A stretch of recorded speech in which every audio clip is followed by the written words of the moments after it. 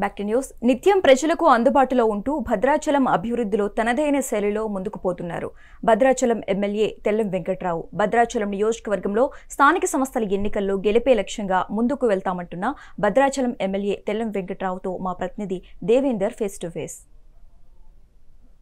ఉమ్మడి ఖమ్మం జిల్లా వ్యాప్తంగా ఉన్న నియోజకవర్గాల్లో పూర్తిగా భద్రాచలం అతిపెద్ద గిరిజన నియోజకవర్గం కలిగి ఉంది.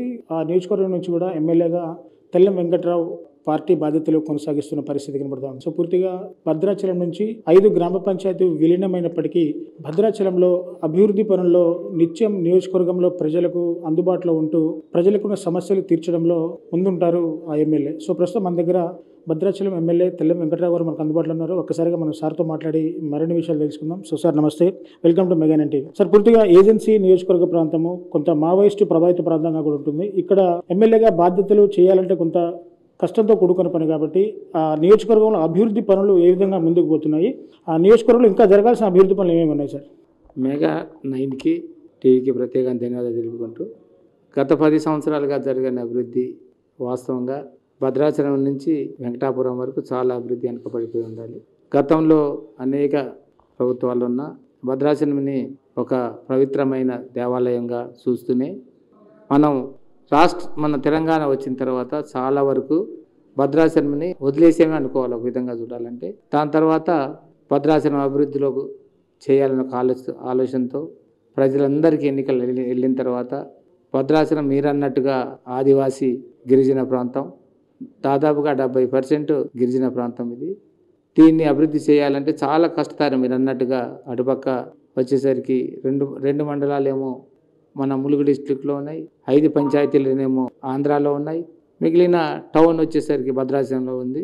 భద్రాచలం అభివృద్ధి చేయడానికి చాలా తక్కువ స్పేస్ ఉంది. దీన్ని అభివృద్ధి చేయటం అనేది కొద్దిగా టెక్నికల్గా ప్రాబ్లంగా ఉన్నా కానీ ప్రజలందరూ కూడా ఉన్న దాంట్లోనే అభివృద్ధి చేయించండి అని వారి కోరిక మేరకు భద్రాచలం దేవస్థానం కానీ అటు మిగిలిపోయిన కరకట్టను కూడా మీరు చేయాలని అడిగితే ఆ రోజు ఎన్నికల ముందు కూడా నేను అదే నినాదంతో వెళ్ళాను.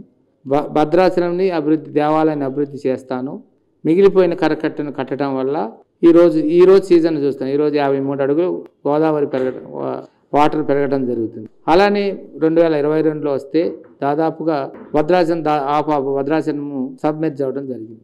అలానే అది కట్టడం వల్ల చాలా వరకు ఉపయోగం ఉందని అందరు ఆలోచనకు వచ్చి ఆ రోజు ఎన్నికల ముందు అందరూ అడగడం జరిగింది.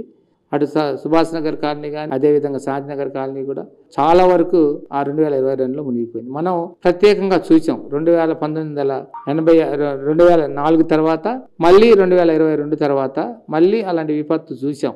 దాని తర్వాత మనకు ఒక ఐడియా వచ్చింది, దీన్ని ఇక్కడ కడితే బ్యాక్ వాటర్ రాదన్న ఉద్దేశంతో ఆ రోజు అదే నినాదం మీద వెళ్ళాం. అదే నినాదంతో ఎమ్మెల్యేగా అయిన వెంటనే ప్రభుత్వాన్ని, రేవంత్ రెడ్డి గారిని ధన్యవాదాలతో ఈరోజు భద్రాచలం అభివృద్ధి చేయండి అని అడిగాం. అదేవిధంగా భద్రాచలం అభివృద్ధిలో భాగంగా ఆ రోజు టెంపుల్ డెవలప్మెంట్ కానీ కరకట్ట పెంచడంలో కానీ నిధులు విడుదల చేయడం జరిగింది. 44 కోట్ల రూపాయల నిధులు విడుదల చేయడం, కరకట్టను తక్షణమే మొదలుపెట్టడం.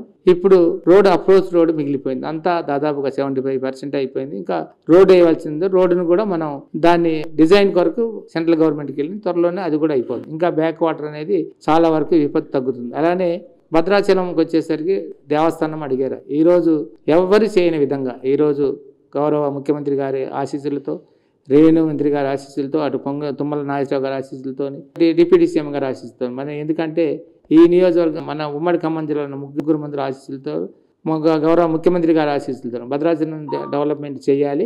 భద్రాచలం టెంపుల్ అనేది దక్షిణాది రాష్ట్రాల్లోనూ ఒక ముఖ్యమైన దేవాలయంగా అటు అయోధ్య ఉంది, ఇటు చిన్న అయోధ్యగా పేరుగాంచిన భద్రాచలం అభివృద్ధి చేయాలని ప్రజలందరి కోరిక మేరకు ఈరోజు ముఖ్యమంత్రి గారు కూడా ఒక విజన్తో భద్రాచలం అభివృద్ధి చేయాలి ఒక ఆలోచనతో ఆ రోజు 34,000 కోట్లు రిలీజ్ చేయడం జరిగింది. చేసి అదేవిధంగా అక్కడున్న చుట్టుపక్కల విలేజ్లో 44 ఇళ్ళు ఉంటే వాడు కూడా కాంపన్సేషన్ ఇచ్చి వాళ్ళకి ఇళ్ల స్థలాలు కూడా కేటాయించడం జరిగింది. త్వరలోనే భద్రాచలం అభివృద్ధిని మనం ఖచ్చితంగా చూస్తామని, భద్రాచలం టెంపుల్ని అభివృద్ధి చూస్తాం. అలానే నేను వచ్చిన తర్వాత డ్రైనేజ్ సిస్టాన్ని కానీ, రోడ్లు కానీ ఇంకా ఒక 50% డ్రైనేజ్ సిస్టాన్ని ఆగి ఉంది. ఖచ్చితంగా దాని త్వరలోనే ఆ డ్రైనేజ్ సిస్టమ్ కూడా కంప్లీట్ చేస్తాం.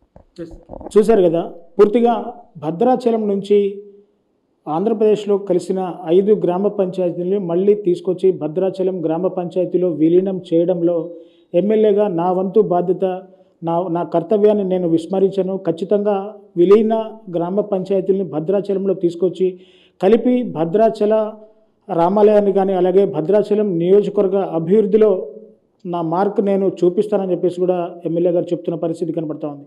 సో వచ్చే స్థానిక సంస్థల ఎన్నికల్లో కాంగ్రెస్ పార్టీని మళ్ళీ గెలుపు బాటలో పయనించేలా చేసేవి ఖచ్చితంగా కాంగ్రెస్ పార్టీ ప్రజలకు ఇస్తున్న సంక్షేమ పథకాలే మళ్ళీ ఈసారి స్థానిక సంస్థల ఎన్నికల్లో కాంగ్రెస్ పార్టీకి మళ్ళీ పట్టం కట్టే విధంగా ప్రజలు కాంగ్రెస్ పార్టీకి మళ్ళీ పట్టం కడతారని చెప్పేసి కూడా ఎమ్మెల్యే గారు చెప్తున్న పరిస్థితి కనపడుతుంది. సో ఇదేమైనా లోకల్ బాడీ ఎలక్షన్లో పూర్తిగా అందరి సమన్వయంతో కలిసి ఎక్కువ స్థానాలు గెలిచి కాంగ్రెస్ పార్టీకి రిటర్న్ గిఫ్ట్ ఇస్తారని చెప్పేసి కూడా ఎమ్మెల్యే గారు చెప్తున్న పరిస్థితి. సో ఇది ఎమ్మెల్యే గారితో తాజా ఇంటర్వ్యూ. కెమెరా పర్సన్ హరిప్రసాద్తో reporter Devender, Mega 9 TV, Bhadrachalam నుంచి.